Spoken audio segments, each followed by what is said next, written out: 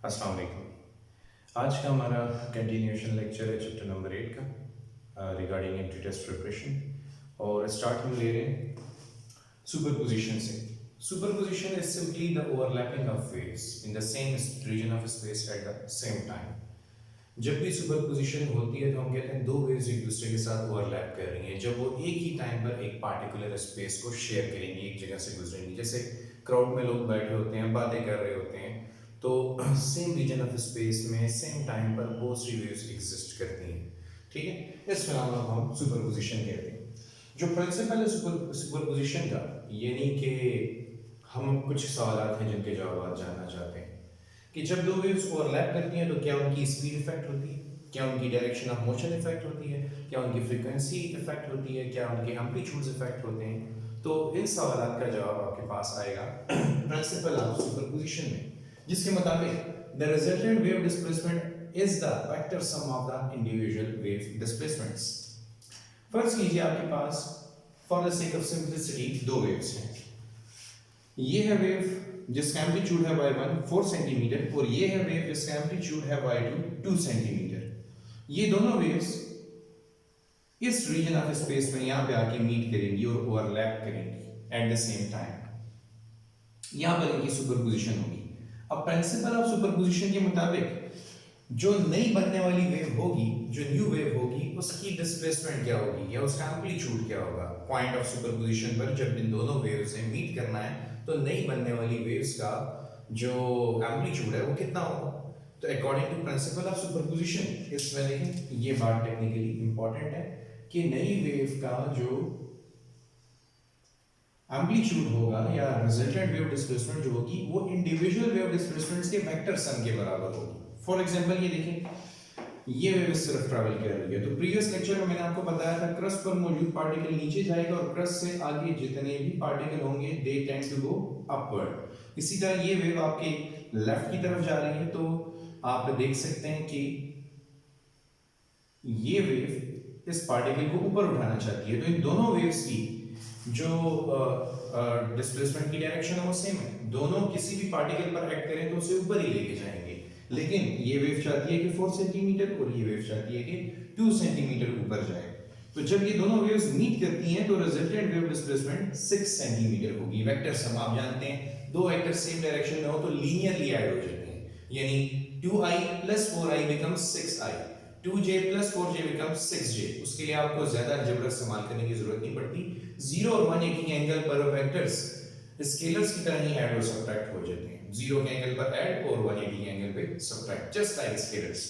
अच्छा, अब जहां पर ये सुपरपोज हुई हैं वहां पे जो रिजल्टेंट वेव की डिस्प्लेसमेंट है, रिजल्टेंट वेव y, उसकी डिस्प्लेसमेंट 6 सेंटीमीटर। फिर ये यहां रुक तो नहीं रही, ये एक दूसरे से बिछड़ जाएंगी दोबारा।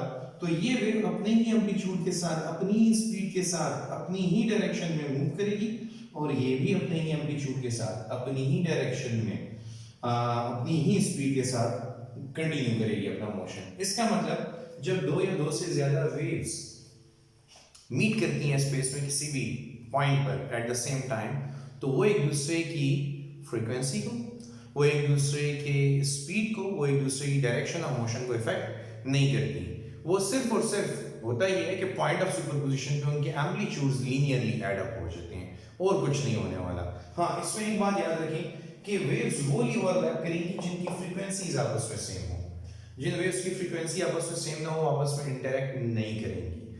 अगर ऐसा होता तो आपके सराउंडिंग में बहुत से मोबाइल सिग्नल्स हैं जिनकी फ्रीक्वेंसीज डिफरेंट है, रेडियो सिग्नल्स हैं जिनकी फ्रीक्वेंसीज डिफरेंट है, तो फिर मोबाइल कम्युनिकेशन या रेडियो कम्युनिकेशन पॉसिबल ना होती। इनको बड़े मार्जिन से एक दूसरे से डिफरेंशिएट किया जाता है। मतलब ये कि एक फ्रीक्वेंसी अगर 98 है तो दूसरी फ्रीक्वेंसी 100 होगी या 104 होगी या 102 होगी, ताकि थोड़ा सा गैप पैदा हो। स्लाइट डिफरेंस पर भी एक दूसरे को इम्पैक्ट कर सकते हैं। तो सेम फ्रीक्वेंसीज हों तो ये आपस में ओवरलैप कर लेते हैं। और रिजल्टेंट वेव की फ्रीक्वेंसी क्या होगी? रिजल्टेंट वेव की वही फ्रीक्वेंसी होगी जो इंडिविजुअल वेव की फ्रीक्वेंसी होगी। यानी कि इसके साथ जुड़े क्वेश्चन सब क्या हो सकते हैं? इसमें जुड़े क्वेश्चन आपसे ये पूछे जा सकते हैं कि रिजल्टेंट वेव डिस्प्लेसमेंट क्या होगी जब भी दो या दो से ज्यादा वेव्स ओवरलैप करेंगी। तो देखिए ये मैथमेटिकल फॉर्म में यहाँ पे दी है कि जो रिजल्टेंट वेव डिस्प्लेसमेंट होगी y, this resultant wave displacement, it is the vector sum of the individual wave displacements. ये y1 y2 y3 different waves के एम्पलीट्यूड्स हैं और वेक्टर सिंबल लगा हुआ है तो आपको अंदाजा हो गया होगा कि ये वेक्टर सम की बात कर रहा है। अच्छा, इसी वेक्टर सम को एलिब्रेट करेंगे फिर फर्दर भी, लेकिन ये बात याद रहे कि जब वेव्स मीट करती हैं eight the same place at the same time तो एक दूसरे के एम्पलीट्यूड को इफेक्ट करती हैं। कब? जब दोनों की फ्रीक्वेंसी सेम हो। तो इफेक्ट क्या नहीं होता? डायरेक्शन ऑफ मोशन भी इफेक्ट नहीं होती, स्पीड भी इफेक्ट नहीं होती, फ्रीक्वेंसी भी इफेक्ट नहीं होती, और जो दोनों वेव्स की फ्रीक्वेंसी होगी वही इंडिविजुअल वेव की फ्रीक्वेंसी होगी। दोनों वेव्स के एम्पलीट्यूड से के वेक्टर सम से मिलके आपको नई वेव का एम्पलीट्यूड मिलेगा। तो दोनों वेव्स की फ्रीक्वेंसी सेम होनी चाहिए, तो रिजल्टेंट वेव की भी वही फ्रीक्वेंसी होगी जो कि इंडिविजुअल वेव की फ्रीक्वेंसी है। अच्छा, यहाँ पे एक और स्पेशल केस स्टडी करते हैं। फर्स्ट करें, आपके पास यहाँ पर वेव है जिसका एम्पलीट्यूड हमारे पास y1 4 सेंटीमीटर है, ठीक है। यहाँ पर ये अपवर्ड डिस्प्लेस पल्स है जो कि आपके राइट की तरफ जा रही है, तो ये अपने फुट से पार्टिकल को अपवर्ड ले जाना चाहिए। अच्छा, अब पहले की निस्बत यहाँ पे मैं एक और वेव ले रहा हूँ, डाउनवर्ड डिस्प्लेस पल्स है, ये y2 1 सेंटीमीटर की ले लेते हैं और इसकी डायरेक्शन ऑफ मोशन इस तरफ है। ये अपने फुट से पार्टिकल को नीचे ले जाना चाहती है। अब देखिए, ये वेव चाहती है कि particle of the medium 1 centimetre नीचे चले जाएं और ये वेव चाहती है कि 4 सेंटीमीटर ऊपर चले जाएं। जब ये दोनों वेव्स ओवरलैप करेंगी तो पार्टिकल ऑफ द मीडियम के साथ क्या होगा? 4 - 1 particles of the medium superposition वाले पॉइंट पर ऊपर जाएंगे लेकिन 3 सेंटीमीटर अपवर्ड जाएंगे। 4 - 1 इज 3। तो इस वेव की कुछ एनर्जी इस वेव की एनर्जी को ओवरकम करने में इस्तेमाल हो जाएगी, तो ये पार्टिकल पर नीचे नहीं जा सकेगा, 4 सेंटीमीटर ऊपर भी नहीं जा सकेगा, रादर 3 सेंटीमीटर ऊपर चला जाएगा। अच्छा, जब ये दोनों एक दूसरे को लीव करेंगी तो फिर ये अपनी डायरेक्शन में उसी एम्पलीट्यूड के साथ y2 इज 1 सेंटीमीटर और ये उसी डायरेक्शन में y1 इज 4 सेंटीमीटर उसी स्पीड उसी एम्पलीट्यूड के साथ दोबारा चली जाएगी। हाँ, इन केस अगर इन दोनों वेव्स के एम्पलीट्यूड बराबर होते तो यहाँ पर फिर कोई मोशन ना होता, पार्टिकल ऑफ द मीडियम जो है वो रेस्ट पे रहते, क्योंकि जितनी एनर्जी के साथ एक पार्टिकल को वेव ऊपर ले जाना चाहती है उतनी एनर्जी के साथ उसी पार्टिकल को वेव दूसरी वेव नीचे ले जा रही है, तो दोनों की एनर्जीज बराबर है, इसलिए वो पार्टिकल मूव नहीं करेगा, स्टेडी रहेगा। अब आपके पास कुछ स्पेशल केसेस हैं सुपरपोजिशन के रिजल्ट्स हैं। They are interference, beat and standing wave. Interference special case है जिसमें दोनों वेव्स की फ्रीक्वेंसी भी सेम होगी और डायरेक्शन ऑफ मोशन भी सेम होगी। बीट्स में स्लाइटली डिफरेंट फ्रीक्वेंसी होगी और डायरेक्शन ऑफ मोशन सेम होगी, और स्टैंडिंग वेव में आपके पास सेम फ्रीक्वेंसी होगी लेकिन ऑपोजिट डायरेक्शन होगी। ये तकरीबन आपका 40% चैप्टर है जो इन 3 टॉपिक्स पर बेस्ड है, इन्हीं के साथ चल रहा है। अच्छा, अब इनको समझने के लिए सबसे पहली चीज हमें इंटरफेरेंस स्टडी करनी है, तो उसको समझने के लिए कोहेरेंट सोर्सेस को समझना जरूरी है। ये याद रहे कि इंटरफेरेंस में आपसे पूछा जा सकता है कि दो सोर्सेस की फ्रीक्वेंसी और डायरेक्शन के बारे में आप क्या जानते हैं। लाइक इंटरफेरेंस कब होगी? जब सेम फ्रीक्वेंसी और सेम डायरेक्शन होगी, स्लाइटली डिफरेंट फ्रीक्वेंसी और सेम डायरेक्शन होगी, सेम फ्रीक्वेंसी और ऑपोजिट डायरेक्शन होगी, या नन ऑफ दीस, तो आप सेम फ्रीक्वेंसी सेम डायरेक्शन लेंगे। इसी तरह बीट्स के बारे में भी पूछा जा सकता है, इसी तरह स्टैंडिंग वेव्स के बारे में पूछा जा सकता है। तो बीट्स और स्टैंडिंग वेव पे मैं डिस्कशन करूंगा ऑनवर्ड। कोहेरेंट सोर्सेस, अच्छा ये जबरदस्त चीज है, ये आपको समझनी चाहिए। कोहेरेंट सोर्सेस में आपके पास सेम फ्रीक्वेंसी, सेम डायरेक्शन और एक नई शर्त आ गई, वो है कांस्टेंट फेज डिफरेंस। ये बड़ी इंपॉर्टेंट बात है। दो वेव्स सेम डायरेक्शन में ट्रेवल कर रही हैं, दोनों की फ्रीक्वेंसी भी सेम है, तो ऐसे हालात में एक कंडीशन और लग जाए कि अगर वक्त के साथ उनका फेज डिफरेंस चेंज नहीं हो रहा, उनका फेज डिफरेंस कांस्टेंट है, तो इसका मतलब कि फिर ये कोहेरेंट सोर्सेज होंगे। जरा समझते हैं इस बात को। कंसीडर कीजिए ये आपके पास डबल स्लिट है और ये एक स्क्रीन है और मेरे पास है एक monochromatic coherent source of light जिससे ये वेव फ्रंट्स इमिट हो रहे हैं। अच्छा, अब आप देखते हैं कि ये पूरी की पूरी एक वेव है जो कि सिर्फ इस सेक्शन से और इस सेक्शन से पास हो सकती है, क्योंकि ओपनिंग हमारे पास यहीं पे। तो इस वेव का कुछ हिस्सा यहाँ से पास होगा, इसी तरह बकाया हिस्सा कुछ हिस्सा यहाँ से पास होगा। ये पोर्शन जिसको मैं ब्लैक कर रहा हूँ, ये पोर्शन भी रह जाएगा पीछे, ये पोर्शन भी क्लिप हो जाएगा, ये पोर्शन भी क्लिप हो जाएगा। तो ये दोनों आपके पास कोहेरेंट सोर्सेस है। कैसे कोहेरेंट है? देखिए, मैंने ये मोनोक्रोमैटिक सोर्स लिया, फॉर एग्जांपल ये रेड कलर की लाइट है, तो वो रेड कलर की लाइट इस स्लिट से भी पास हो रही है, इस स्लिट से भी पास हो रही है, इन स्लिट्स को आप नेम आउट कर सकते हैं as slit A and slit B. अच्छा, अब क्योंकि ये एक ही सोर्स है तो इन दोनों की फ्रीक्वेंसी सेम, इन दोनों की डायरेक्शन ऑफ मोशन भी सेम, ये इसी स्क्रीन की तरफ ट्रेवल कर रहे हैं, मीन ये हमारा राइट की तरफ लेफ्ट से जा रहे हैं।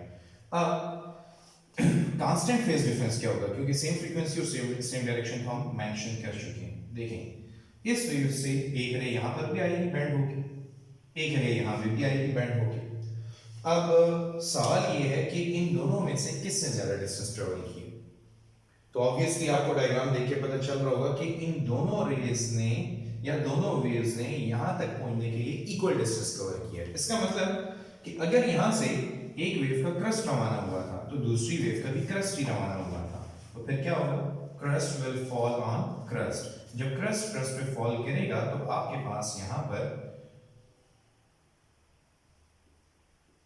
सपोर्ट मिलेगी, दोनों वेव्स एक दूसरे के इफेक्ट को एनहांस करेंगे, तो आपके पास यहां पर ब्राइट रीजन क्रिएट होगा। अच्छा, अब देखिए यहां पर इन दोनों वेव्स का पाथ डिफरेंस क्या है, 0। The path difference for these two waves is 0। दोनों ने इक्वल डिस्टेंस कवर किया है। क्योंकि इनका पाथ डिफरेंस 0 है तो इनका फेज डिफरेंस भी 0 होगा, तो फेज डिफरेंस क्या रहेगा, कांस्टेंट रहेगा। अब वक्त गुजरता रहेगा, इस रे ने और इस रे ने जो यहां तक डिस्टेंस ट्रेवल करना है वो कांस्टेंट रहेगा। अच्छा, फॉर एग्जांपल मैं एक और वेव ले लेता हूं, यहां से निकलने वाली एक रे यहां पहुंची और यहां से निकलने वाली एक रे यहां पहुंची।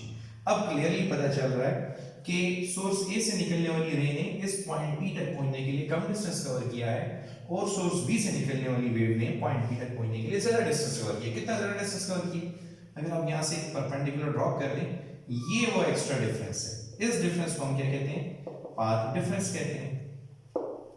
अब ये वो एक्स्ट्रा डिस्टेंस है जिसकी वजह से कुछ फेज डिफरेंस भी क्रिएट होगा, इस पाथ डिफरेंस की वजह से कुछ फेज डिफरेंस भी क्रिएट होगा। तो ये फेज डिफरेंस चाहे जितना भी वक्त गुजर जाए, इन दोनों रेज ने यहां तक पहुंचने के लिए जितना भी पाथ डिफरेंस रखा हुआ है उसके इक्विवेलेंट ही एक फेज डिफरेंस भी रखा होगा जो कि वक्त के साथ चेंज नहीं हो सकता। तो यहाँ पे चाहे वेव्स यहाँ पे मीट कर रही हैं या यहाँ पे मीट कर रही हैं, इस स्क्रीन की किसी भी रीजन पे मीट कर रही हैं, फेज डिफरेंस हमेशा इनका कांस्टेंट ही रहेगा।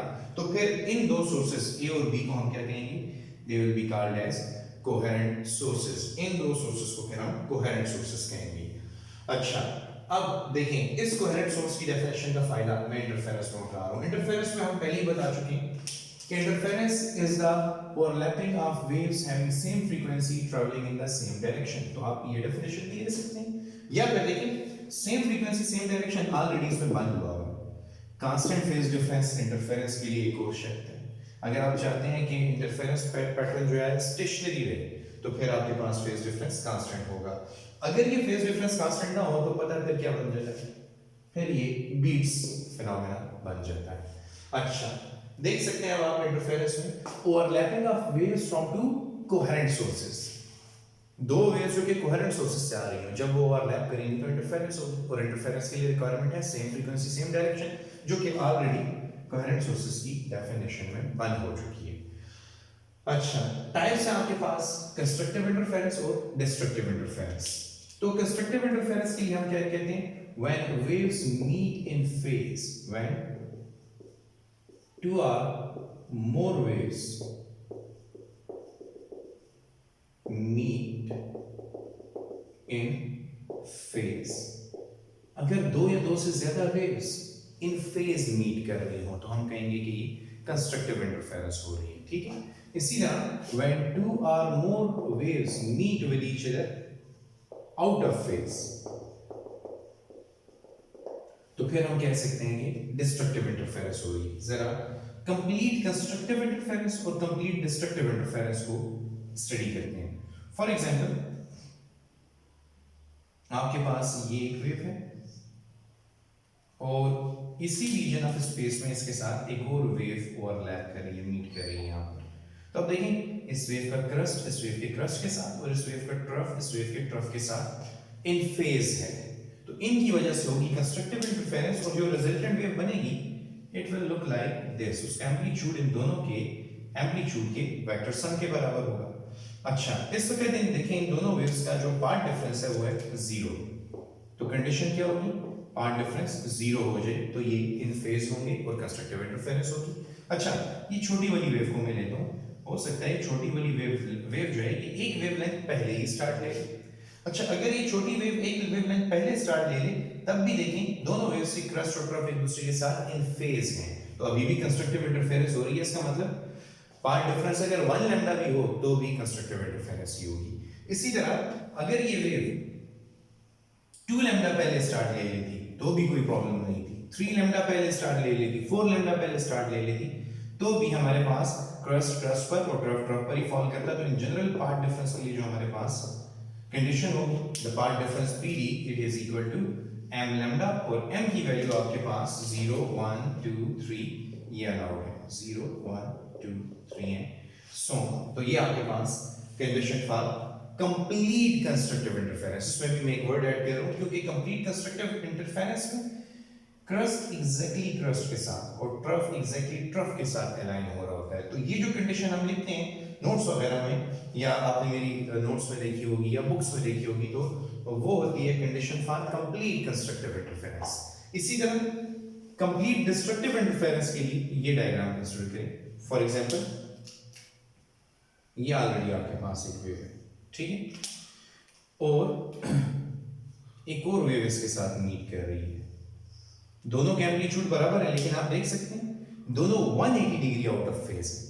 दोनों 180 डिग्री आउट ऑफ फेज हैं, तो इसका क्रस्ट इसके ट्रफ को और इसका क्रस्ट इसके ट्रफ को कैंसल आउट कर रहा है, तो नतीजा क्या होगा, रिजल्टेंट वेव डिस्प्लेसमेंट इज 0। तो ऐसे हालात में फिर क्या होगा, ऐसे हालात में आपके पास अगर फेज डिफरेंस आपके पास 180 डिग्री है तो पार्ट डिफरेंस लैम्डा बाय 2 होगा।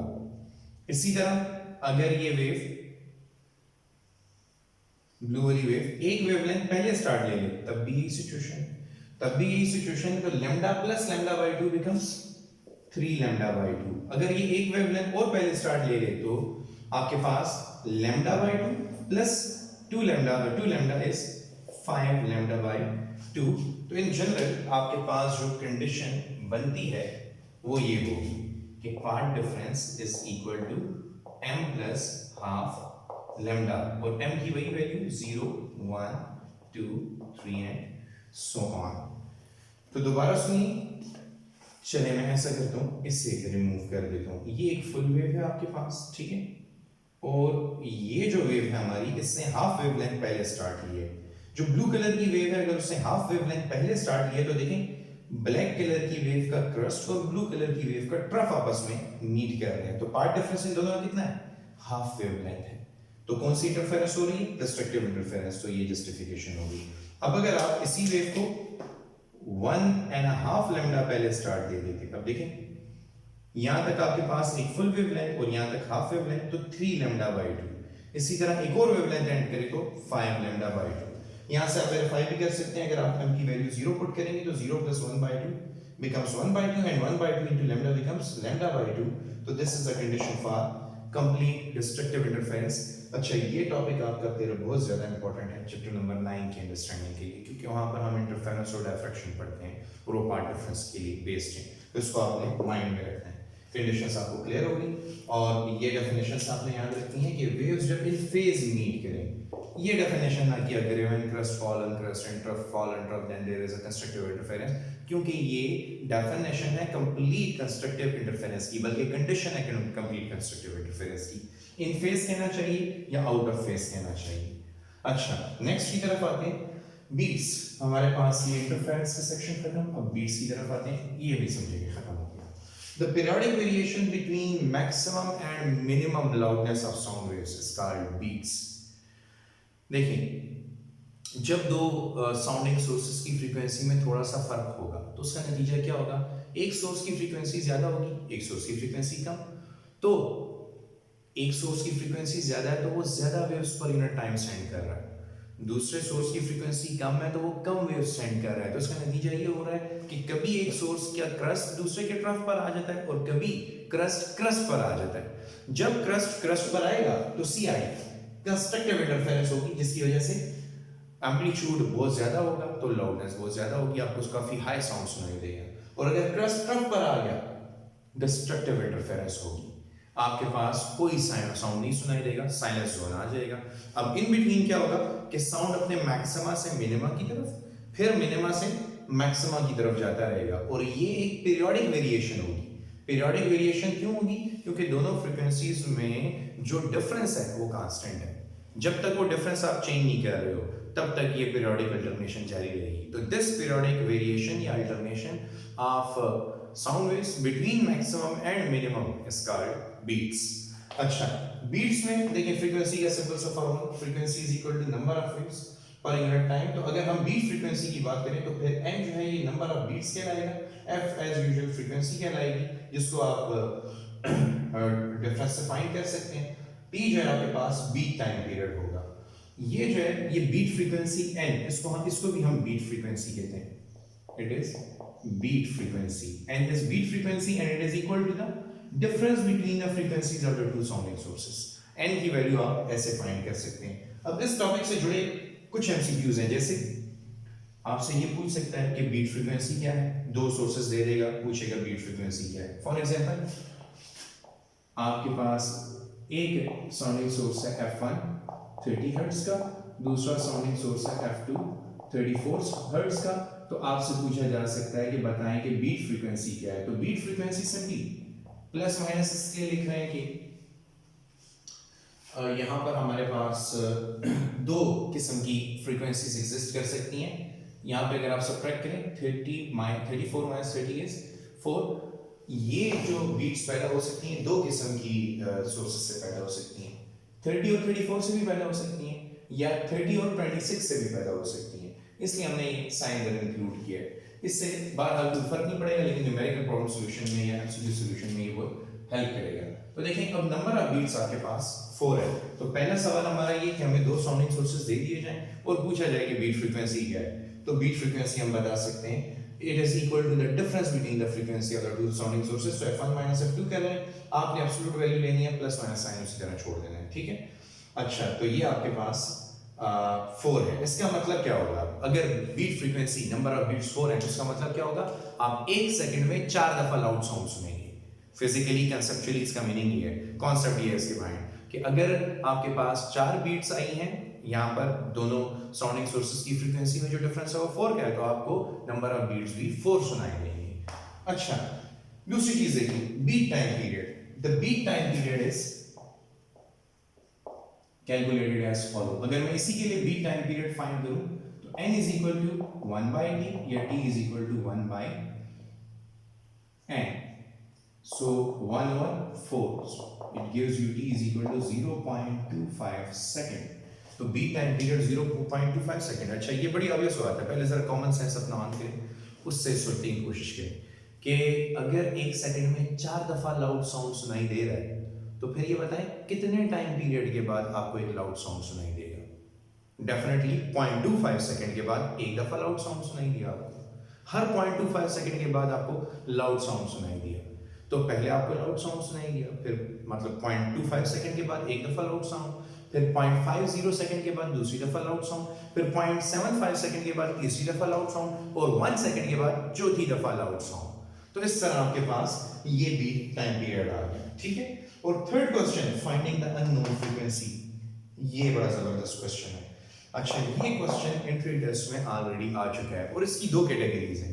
एक कैटेगरी आपके पास लोडिंग के लिए, एक कैटेगरी फायरिंग के लिए। तो मैं जरा आपको एक्सप्लेन करता हूँ। यूजेस पहले से मैं आपको बता देता हूँ ताकि ये सेक्शन खत्म हो जाए, वहां पर फिर हम एमसीक्यू सॉल्यूशन करेंगे। बीट्स के यूजेस क्या है? बीट्स के यूजेस हैं, they produce variety in the music, they are used to find unknown frequency and they are also used for tuning of musical instrument. तो अगर आपके पास एंट्री टेस्ट में क्वेश्चन आ जाए कि इनमें से बीट्स के यूजेस कौन से हैं, finding the unknown frequency, tuning of musical instruments या वैरायटी इन द म्यूजिक, तो ये तीनों के तीनों ही आप ऑप्शन डी लेंगे, ऑल ऑफ दीज, ये तीनों इसके यूजेस हैं। अच्छा, अब फॉर एग्जांपल हम क्वेश्चन को देखें, दो कैटेगरी के क्वेश्चंस के सामने इसके आ सकते हैं आपके सामने, एक लोडिंग, दूसरा फाइलिंग। समझते हैं कि लोडिंग और फाइलिंग का क्या मतलब है। ट्यूनिंग फोर्क आप ले, दो आइडेंटिकल ट्यूनिंग फोर्क्स में ले लेते हैं। अच्छा, देखें अगर ट्यूनिंग फोर्क के किसी भी एक टाइम को या प्रॉन्ग को मैं वैक्स कर देता हूँ, यानी मैं उसके ऊपर मोम लगा देता हूँ, तो भारी हो जाएगा। जैसे आप पेशावर मॉडल वाला बैग पहन के भागने की कोशिश करें तो आप नहीं भाग सकते, क्योंकि वो काफ़ी भारी होता है, आपके ऊपर एक्स्ट्रा वेट आ जाता है। तो यहाँ पर इसकी जब मैं वैक्सिंग करूँगा तो ये हैवी हो जाएगा। और जब भी आप लोडिंग करते हैं थ्रू वैक्सिंग या एनी अदर मीन, तो फ्रीक्वेंसी कम होगी या ज़्यादा होगी? तो जैसे मैंने आपको बताया कि अगर आप एक हैवी बैग पहन के भागें तो आपकी रफ्तार कम हो जाती है। उसी तरह जब इसके ऊपर मास ज़्यादा होगा तो उसकी वजह से इसकी फ्रीक्वेंसी कम हो जाएगी। तो ट्रिक ये है कि लोडिंग की वजह से जो न्यू फ्रीक्वेंसी होगी, new frequency after loading is small. अच्छा, फिर फाइलिंग में देखते हैं। फाइलिंग में आप क्या करते हैं? फाइलिंग में फॉर एग्जांपल आप जैसे आप अपने नेल्स फाइल करते हैं, आप अक्सर अगर आप फ्राइडे को अपने नेल्स कट करते हैं तो उसमें नेल कटर में एक फाइलर होता है, उससे आप अपने नेल्स को फाइल करते हैं तो मास कम हो रहा होता है। अब जब आप इसको फाइल करेंगे, मतलब यहाँ पर कुछ मास जब कम हो जाएगा, ठीक है, तो फाइलिंग की वजह से मास कम हुआ तो फ्रीक्वेंसी ज्यादा हो जाएगी। यहाँ फ्रीक्वेंसी ज्यादा हो जाएगी, तो फिर हमारे पास ट्रिक ये होगी कि the new frequency after filing is increased. New frequency after filing is frequency is increased. यहाँ पे सिंपली लिख देते हैं फ्रीक्वेंसी इज डिक्रीज्ड। ये लोडिंग और फाइलिंग के इम्पैक्ट्स हैं। अच्छा, इन इम्पैक्ट्स को अब मैं एक्सप्लेन करता हूँ।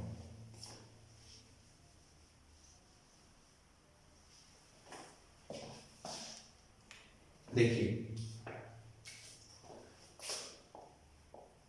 कंसीडर कि आपको दो फ्रीक्वेंसीज दी जाती हैं, F1 30 हर्ट्ज, बल्कि एक फ्रीक्वेंसी दी जाती है, आपको नंबर ऑफ बीट्स बता दिया जाता है कि 4 है, तो F2 क्या होगा? अब क्वेश्चन आपके सामने यूं आएगा कि आपके पास दो ट्यूनिंग फोर्क्स हैं, दोनों की फ्रीक्वेंसी में आपको F1 की फ्रीक्वेंसी पता है, F2 की फ्रीक्वेंसी नहीं पता, लेकिन नंबर ऑफ बीट्स पता है कि नंबर ऑफ बीट्स जो है 4 है। अब ये दूसरी ट्यूनिंग फोर्क कौन सी हो सकती है? दूसरी ट्यूनिंग फोर्क ऑब्वियसली 34 हर्ट्ज वाली हो सकती है, लेकिन 26 हर्ट्ज वाली भी हो सकती है, क्योंकि 26 और 30 का डिफरेंस भी 4 है और 34 और 30 का डिफरेंस भी 4 है। तो अब हमें कैसे पता चले कि ये 34 हर्ट्ज वाली ट्यूनिंग फोर्क है या 26 हर्ट्ज वाली ट्यूनिंग फोर्क है? तो उसका तरीका ये होगा, आपको एक एडिशनल इंफॉर्मेशन क्वेश्चन में दी जाएगी, number of beats before loading, तो number of beats BL and BL, number of beats before loading is 4।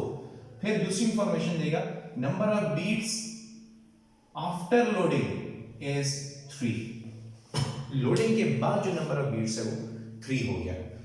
हमने अब इसको इंटरप्रेट करना है। कैसे इंटरप्रेट करना है? देखिए, number of beats before loading 4 है, तो इसका मतलब कि जो दो पॉसिबल ट्यूनिंग फोर्क्स हो सकती हैं वो 30 + 4 34 हर्ट्ज वाली हो सकती है, यानी F2 की एक वैल्यू 34 हर्ट्ज हो सकती है, या फिर 30 - 4 which is 26 हर्ट्ज।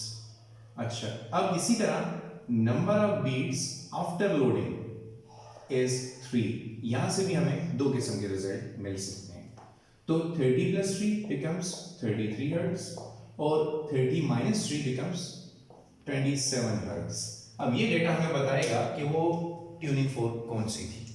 तो देखें, हमने यहाँ पर ट्रिक लिखी हुई है कि लोडिंग के बाद फ्रीक्वेंसी डिक्रीज हो जाती है। तो अगर लोडिंग से पहले फ्रीक्वेंसी 34 है, ये 34 है, तो लोडिंग के बाद ये 33 हो गई है। लोडिंग से पहले अगर फ्रीक्वेंसी 26 है तो लोडिंग के बाद ये 27 हो गई है। अच्छा, यहाँ से क्लियरली पता चल रहा है लोडिंग के बाद फ्रीक्वेंसी इंक्रीज नहीं हो सकती। अगर ये 26 हर्ट्ज वाली ट्यूनिंग फोर्क हो तो 27 तो नहीं हो सकती, फ्रीक्वेंसी इंक्रीज तो नहीं हो सकती। इसका मतलब ये 34 हर्ट्ज वाली है, क्योंकि 34 हर्ट्ज वाली ट्यूनिंग फोर्क की फ्रीक्वेंसी डिक्रीज होकर 33 हर्ट्ज बन चुकी है। तो इसका मतलब कि हमारी जो अननोन फ्रीक्वेंसी F2 है वो 34 हर्ट्ज है। इसी तरह एक क्वेश्चन फाइलिंग का भी करते हैं। याद रखिए कि फाइलिंग में आपके पास फ्रीक्वेंसी इंक्रीज होती है। तो देखते हैं कि कैसे इंक्रीज होती है। इसी डेटा को लेके चलते हैं, या चले बदल देते हैं आपके लिए। F1 is let's say 56 hertz, number of beats is let's say 6। F2 आपको फाइंड करना है, ये है number of beats before loading, number of beats after loading is 8। अब चेक करना है कि F2 की क्या वैल्यू होगी। बिल्कुल मेरे पैटर्न पे रहना आप लोगों ने, इसी तरह आप बनाएंगे स्केच। यहां पे number of beats before loading लिखे विच इज 6। अब दो पॉसिबल फ्रीक्वेंसीज F2 की क्या हो सकती हैं, 56 प्लस 6 becomes 62, 56 minus 6 becomes 50। इसी तरह number of beats after loading is 8। अब ऐड और सब्ट्रैक्ट करते हैं, तो 56 प्लस 8 becomes 64 और 56 minus 8 becomes 46। अच्छा ट्रिक क्या थी? ट्रिक ये थी कि फाइलिंग के बाद फ्रीक्वेंसी इंक्रीज हो जाएगी। अब आप देखें अगर फ्रीक्वेंसी 62 थी तो वो 64 हो गई है, इंक्रीज हुई है, और अगर फ्रीक्वेंसी 50 थी तो इंक्रीज होना चाहिए था, यहाँ पे 46 डिक्रीज हो गई है। इसका मतलब कि ये 50 हर्ट्ज वाली ट्यूनिंग फोर्थ नहीं है, ये 62 हर्ट्ज वाली ट्यूनिंग फोर्थ है। तो हमारा करेक्ट आंसर हो गया 62 हर्ट्ज। ठीक है, thank you so much for today.